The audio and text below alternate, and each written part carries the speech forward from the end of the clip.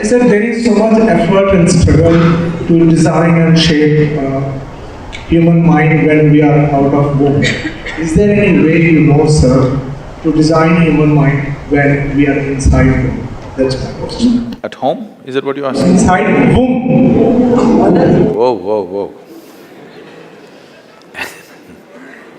Who is pregnant?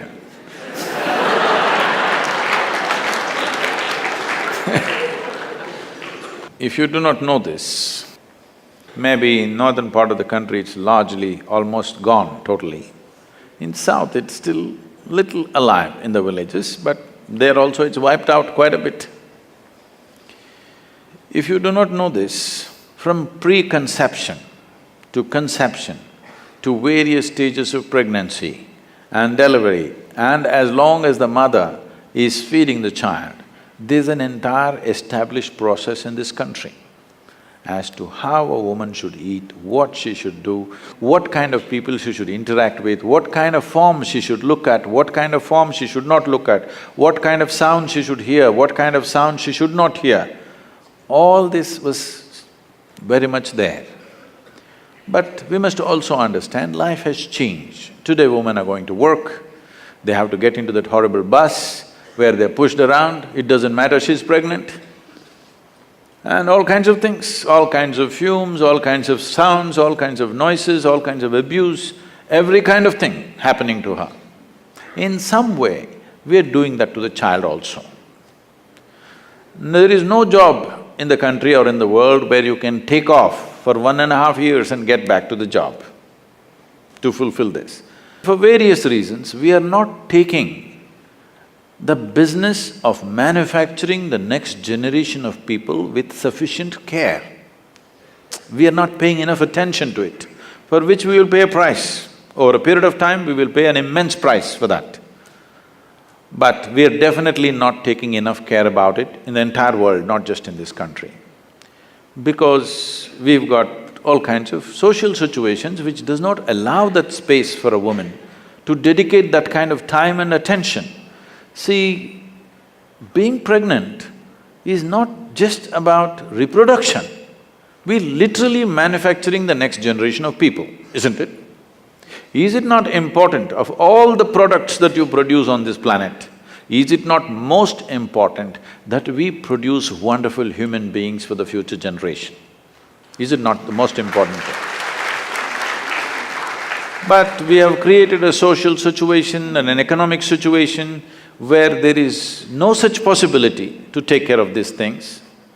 To whatever extent individual women or individual families can take care of it, they can take care of it, but for the larger society it's out of question because things have changed, you can't turn it back just like that.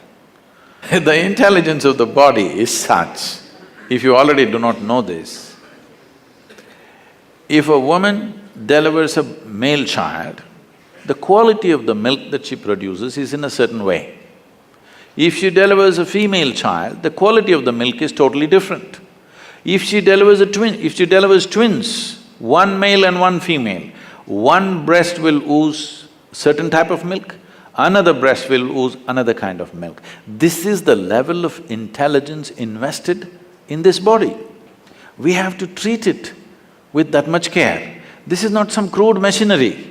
This is the finest piece of technology on the planet, isn't it? Yes or no? This is the finest thing. In the entire evolutionary scale, these millions of years of work that nature did to produce this, but in our desperation for economic well-being, I think we are not paying the kind of attention that this needs, the kind of care that this needs so that this can function at the highest level and can also produce human beings for the future who are of a certain kind. So how to develop the brain when they're in the womb? It's very important that the atmosphere in which the child is growing up is kept in a certain way, least amount of disturbance, with right kind of reverberations, right kind of sounds, right kind of food, everything.